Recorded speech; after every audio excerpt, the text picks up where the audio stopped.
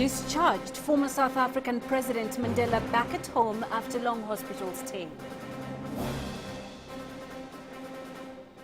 The population of Goma, a 1 million town here in the east of Congo, close to the border of Rwanda, was hit by mortars from the M23.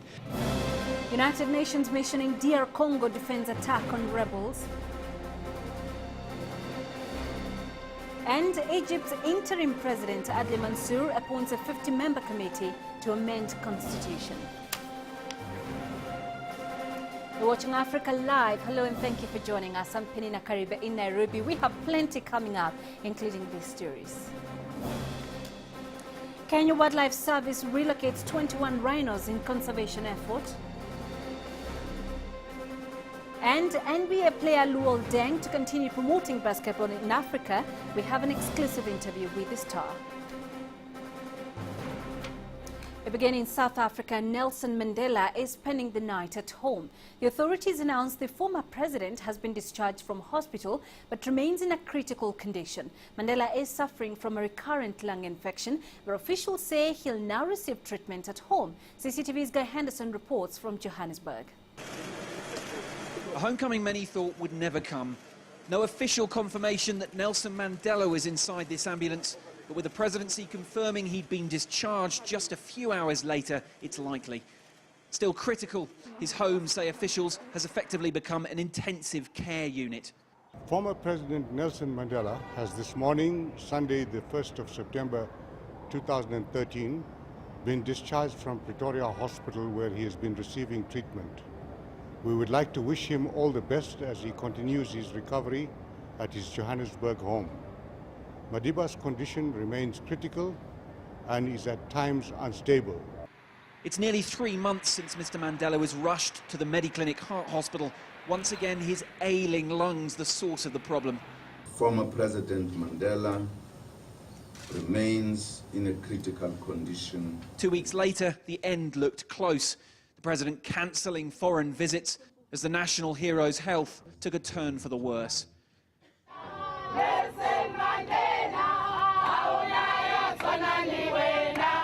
But Mandela kept up the fight and to emotional celebrations saw in his 95th birthday. Now home, though well-wishers remain realistic. I think his days are numbered because of the old age, yeah.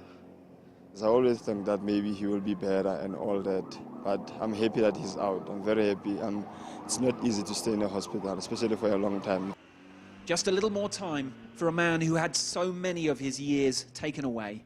The presidency remains pretty frank about the seriousness of Mr. Mandela's condition, saying that he is still at times unstable, but well enough it seems to be transported, and for now at least receiving treatment at home with his loved ones around him.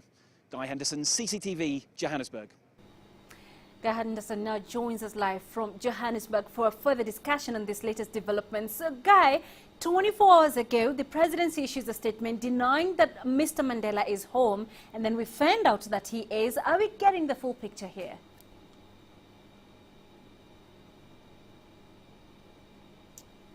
Well, that bit of information initially on Saturday seems to have been a misinterpretation, I think.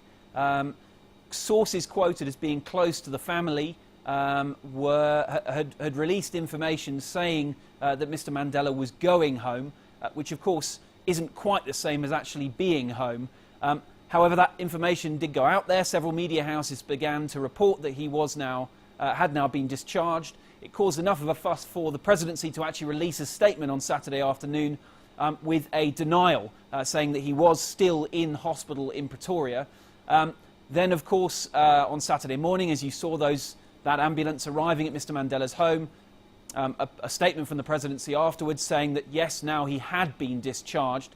Of course, in the past, members, the public and the media haven't always felt that the presidency have been particularly forthcoming when it comes to issues surrounding Mr. Mandela's health.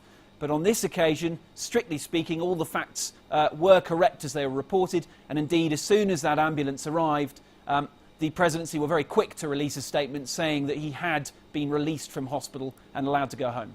So, Guy, then should this be taken as a sign to mean that Mr. Mandela is getting better?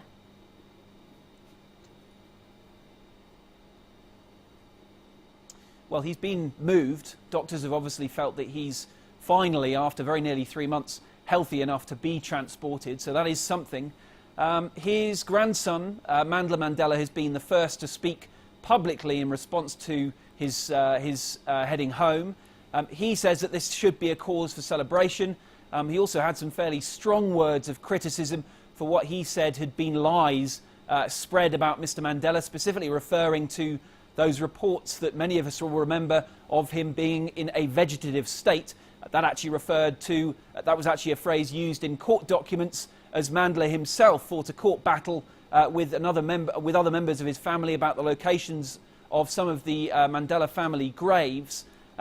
As well as that, we've had, before Mr. Mandela was discharged over the last few weeks and last month, his granddaughter Zinzi saying that he was gently becoming more responsive. She also referred to the fact that he was now able to sit up for at least a few minutes a day, she'd said. But medically, I think the feeling is here that there hasn't been a great deal of improvement. This statement does clearly say that he is still in a critical condition and that at times he is still unstable as well. Certainly journalists here who had been permanently camped outside the hospital haven't made their way home. There's now a gravitation more towards that home in Houghton in Johannesburg.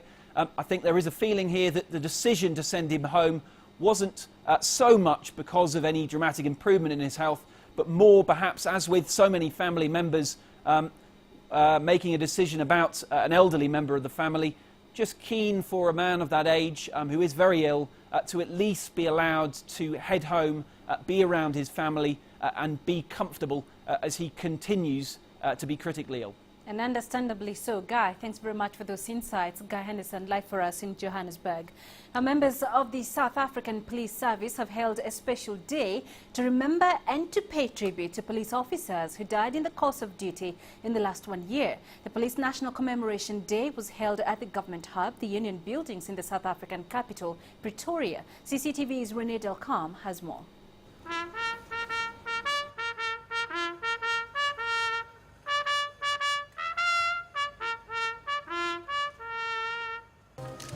Forever separated from their loved ones, but united in grief.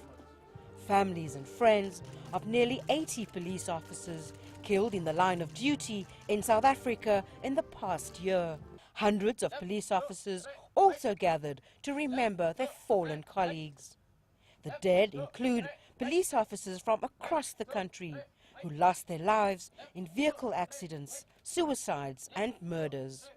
South Africa's police minister said although the work of a police officer naturally included an element of danger, this could not justify the violence perpetrated against the country's men and women in blue.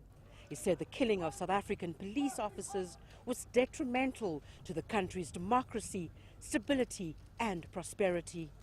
Let this occasion serve as a reminder of the difficult duty of policing in South Africa. We have a duty to remember these gallant heroes whose selfless struggle and commitment can never be questioned or measured.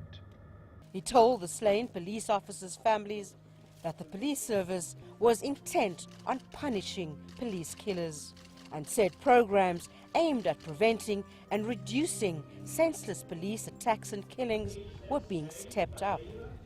The minister assured the bereaved that their loved ones would be remembered as heroes of South Africa. We may never be able to bring back to life these unsung heroes and heroines, but shall ensure that their passing on is not in vain. But for the grieving families, these kind words and tributes come as too little, too late. The loss of her was a great emptiness, brought emptiness into our family. She put everything into the police work. She was a real pillar, I would say, in the police, like the partner that was with her. We all looked up, myself, my kids at home, they looked up to her as being a police officer. Many of the police officers' heartbroken families said they'd found some comfort, knowing that their loved ones had died with their boots on, doing what they loved and serving their nation. Rhino, CCTV, Pretoria. The head of the UN force in the DR Congo has been defending its decision to attack M23 rebels. Special Envoy Martin Kobler says the rebels had been bombing civilians and that the UN troops were forced to fight. The rebels called a ceasefire on Friday after days of clashes in which dozens have died. The UN force has also suffered casualties. CCTV's Jin Keo filed for us this report. The first peacekeeper killed in the UN's first offensive mission. 41-year-old Tanzanian Major Hatib Mshindo was killed Wednesday as UN forces attacked M23 rebels in hills just north of here. He dedicated his life to assist in the bringing of peace in the Eastern DRC, of which he has died for. Several other UN troops, including South Africans, were injured. Those casualties, though, are remarkably light. Doctors here say dozens of Congolese soldiers and rebels have been killed. Civilians too, at least 14 in Goma alone, more over the border in Rwanda.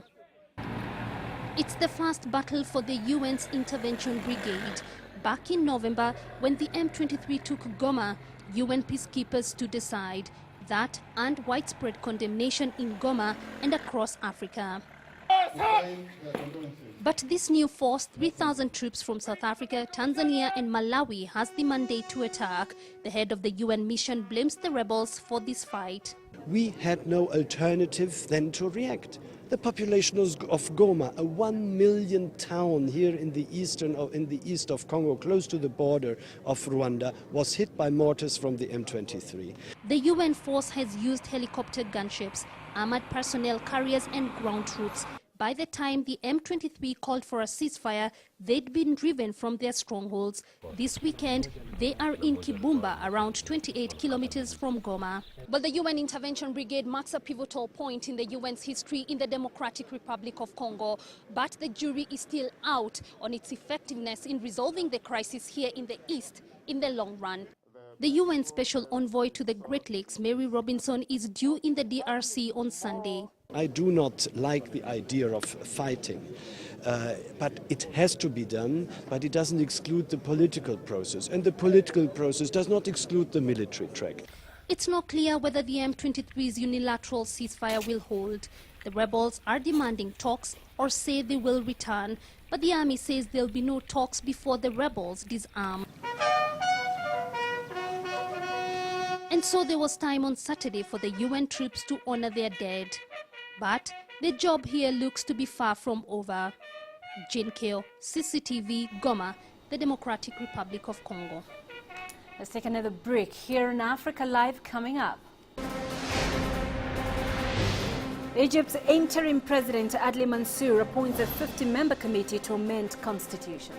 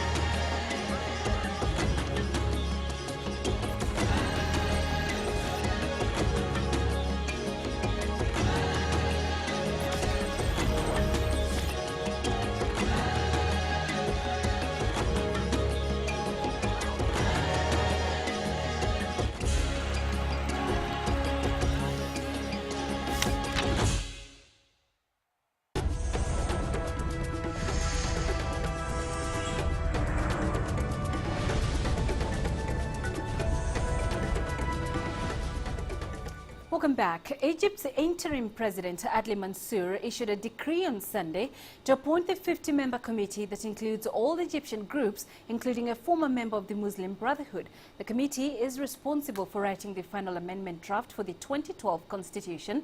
But as the committee is being formed, several groups have already expressed their rejection to the first draft composed by the committee of 10 experts, including the Press Syndicate. From Cairo, Adel Mahri reports. The new Egyptian constitution, coming after the departure of former presidents Hosni Mubarak and Mohamed Morsi, is expected to try and guarantee freedom rights. But after a committee comprised of 10 experts published its final draft, some groups are already showing signs of dissatisfaction. Among those showing reservations with freedom of expression, the press syndicate. The press syndicate condemns the 10-member committee's passiveness towards all the suggestions of the syndicate on the articles related to freedom of media and press. They left it as the 2012 constitution that is now illegitimate. Journalists in Egypt have been campaigning to have their independence and safety guaranteed, after at least 7 journalists died covering the Egyptian crisis since 2011. Although the constitution stated the respect for media freedom, it left exceptions to be formed by the law.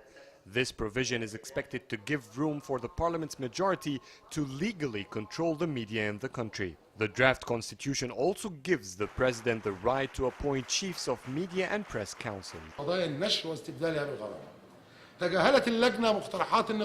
Shutting down the media and limiting freedom of expression will become constitutional if these articles remain.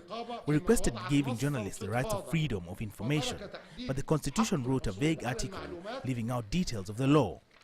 We call upon the 50-member committee to respond to the syndicate's recommendations to reach what we all aspired. The new draft included 198 articles instead of 236. Experts deleted article number 219 that Islamists inserted to define the source of Islamic law that should shape future legislations. On Sunday, interim President Adli Mansour issued a decree to appoint a 50-member committee that includes all Egyptian groups, including a former member of the Muslim Brotherhood. They will then come up with a draft constitution that will be put forward to all Egyptians in a national referendum. Before President Morsi was ousted, the Egyptian Supreme Court declared the country's constitution was not legally formed. The big reaction from the Egyptian society on the first draft constitution shows that Egyptians will not allow the country's new constitution to pass without having their input first, even before the referendum. Adel Mahroui, CCTV, Cairo. Adele now joins us live from Cairo for the latest on this. Adele, apart from freedom of press, where does the new draft differ the most from the old one?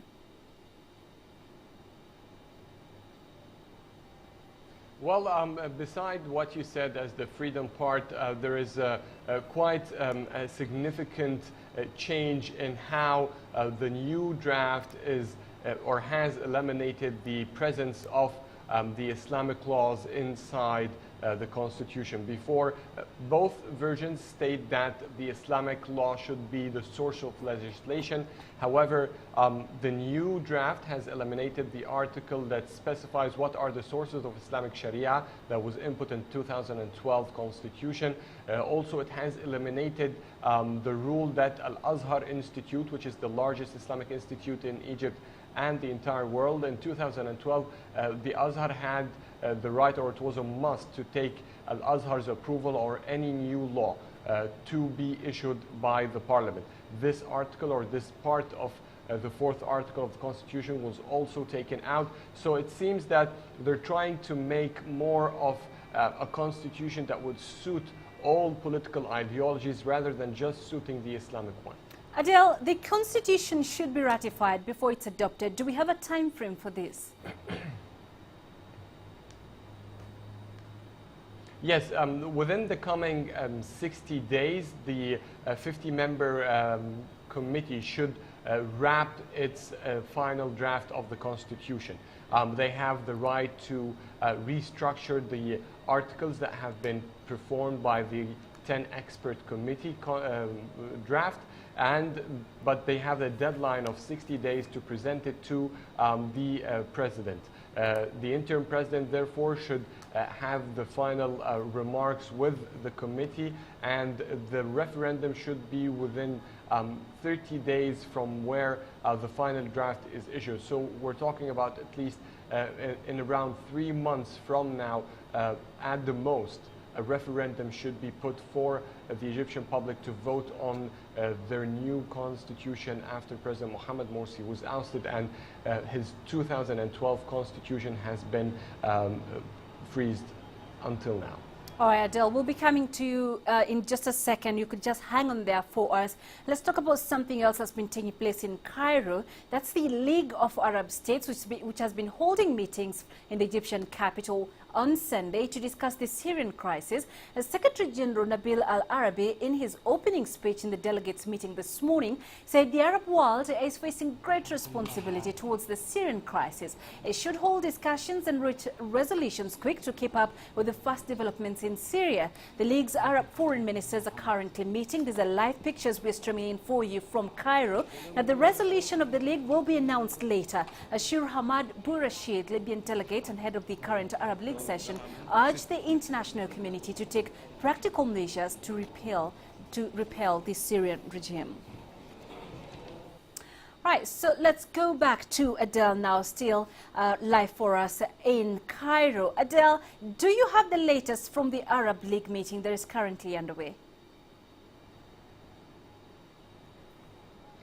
Yes, the foreign ministers meeting is currently ongoing, and usually the foreign ministers meeting is where we expect some resolutions to come out, but the resolutions has to be unanimous. And it seems that so far some of the member states of the Arab League are differentiated on how to approach the Syrian crisis.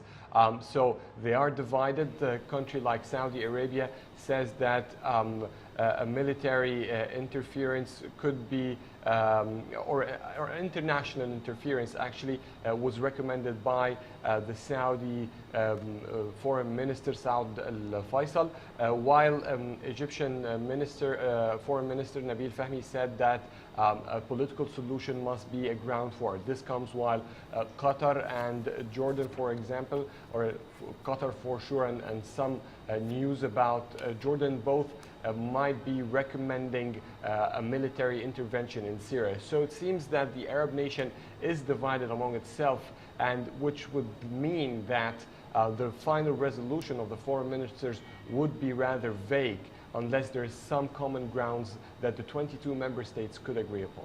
All right, Adele, let's leave it there for now. Thanks very much for this insights.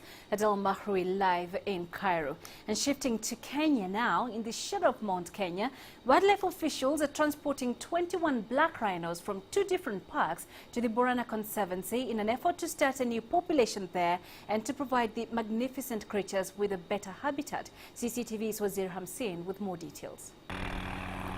Kenyan wildlife officials early this week began moving 21 black rhinos from Kenya's Lewa Wildlife Conservancy and Lake Nakuru National Park to the Borana Conservancy due to growing population and a need to give the creatures a better habitat. To be able to move rhino out of Lewa onto Borana is a great plus. It gives us a greater habitat.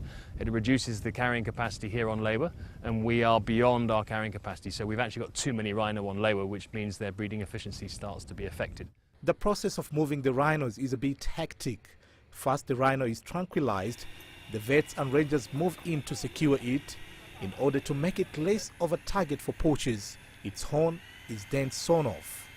40 years ago, there were 20,000 black rhinos in Kenya. Due to poaching fueled by demand for ivory products, they now number just hundreds. Somewhat reluctantly, the rhino is herded into a truck en route to a new life in Borana. At least 20 rhinos are needed in order to find a viable new population. Between males and females, we want a broad spread, ideally sort of 50-50 male-female. And then one wants some older males, some younger males, nothing too young. And then females, generally we want females that are not pregnant and also not got calf at foot. So that limits us. I think we've got a total of about 14 candidates out of the 11 rhino we want to take. Borana's large expanse of rugged terrain is well suited to rhinos, for whom the greatest threat, aside from poaching, is lack of habitat.